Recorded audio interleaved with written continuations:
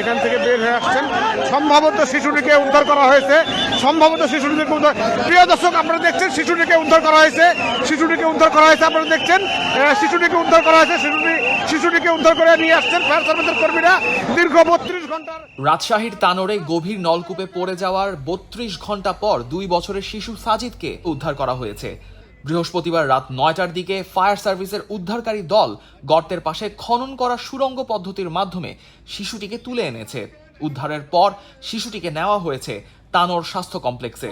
প্রিয় দর্শক আপনারা দেখছেন শিশুটিকে উদ্ধার করা হয়েছে, আপনারা দেখছেন শিশুটিকে উদ্ধার করে নিয়ে আসছেন ফায়ার সার্ভিসের কর্মীরা দীর্ঘ 32 ঘন্টার। বুধবার দুপুরে মায়ের সঙ্গে বাড়ির পাশে বিলে যাওয়ার সময় একটি পরিত্যক্ত গভীর নলকূপে শিশুটি পড়ে যায়।